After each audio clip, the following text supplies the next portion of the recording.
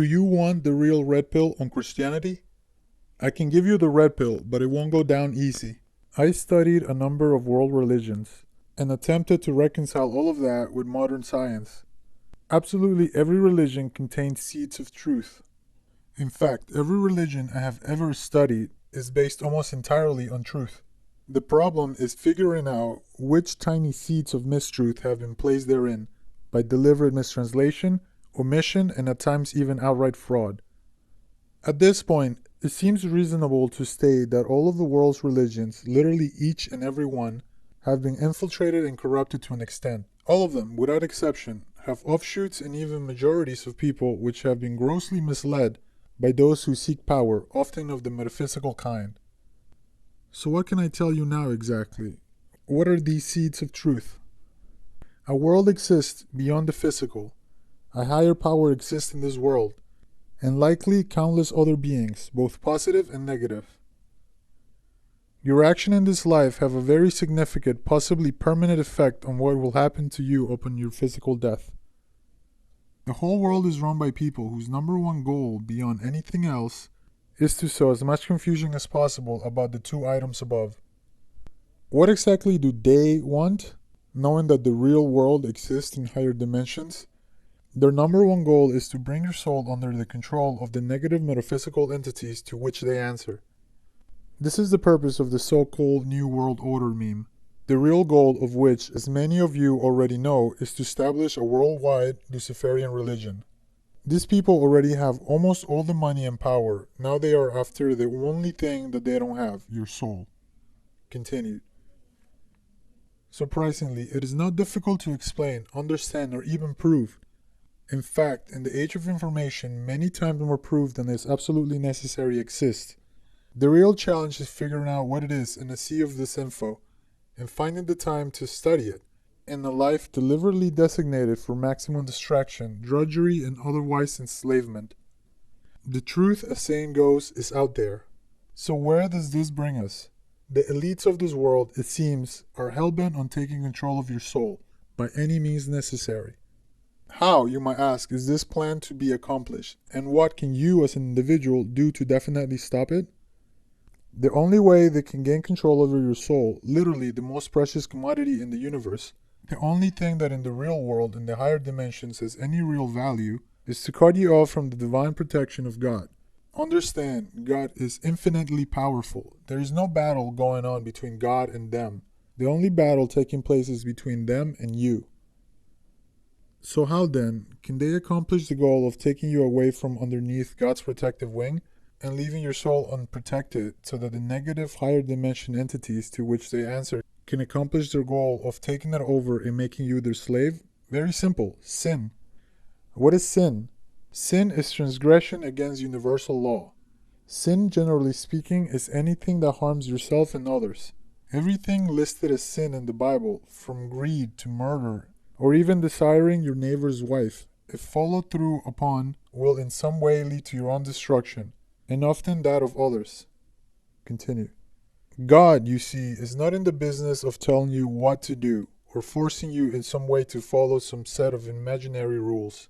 His aim always is to protect you from yourself, and that of the negative influence of others.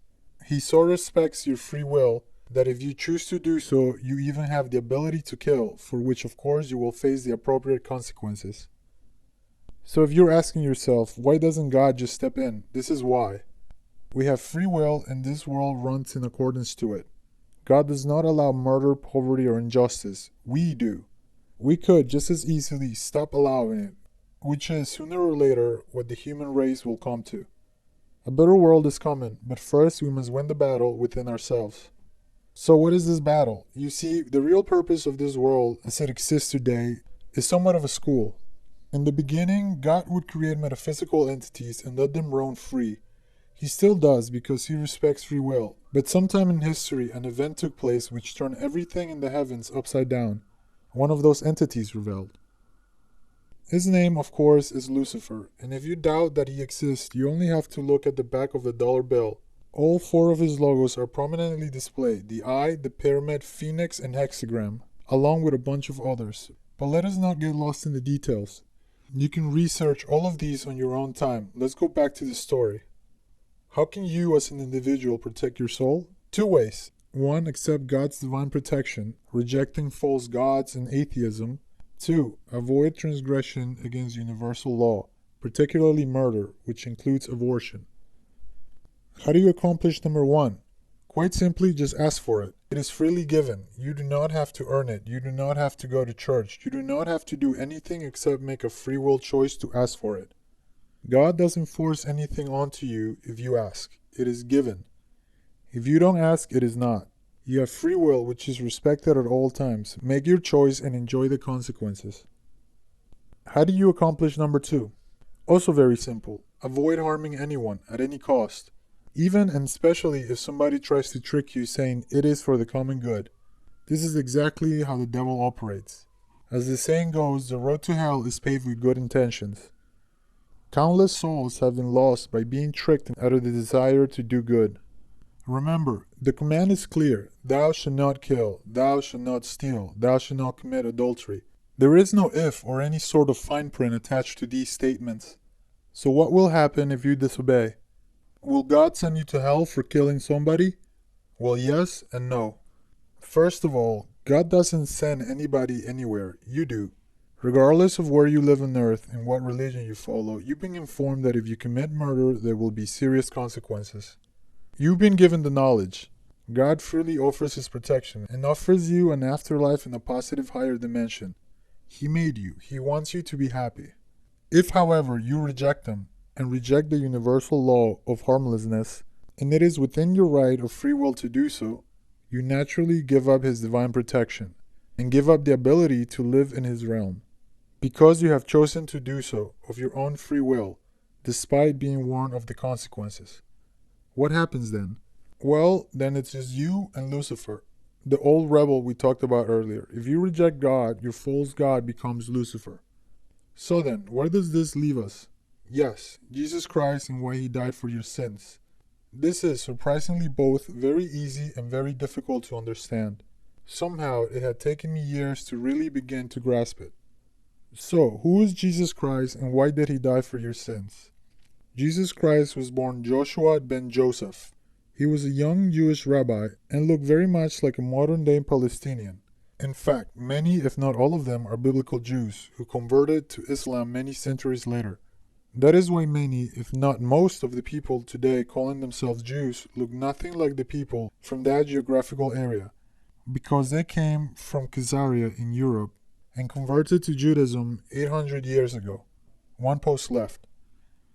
Anyway, so who was Jesus Christ, and what did He do, and why is He the center figure of the entirety of human history and in the middle of literally all of the major events in the world today?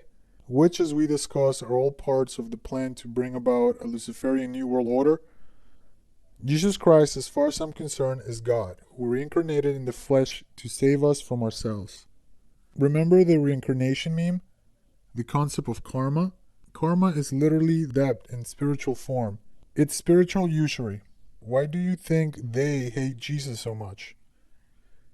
Anyway, so I was sitting down and reviewing some articles and trying to decide whether reincarnation is real, and if it is, how it can be compatible with Christian doctrine.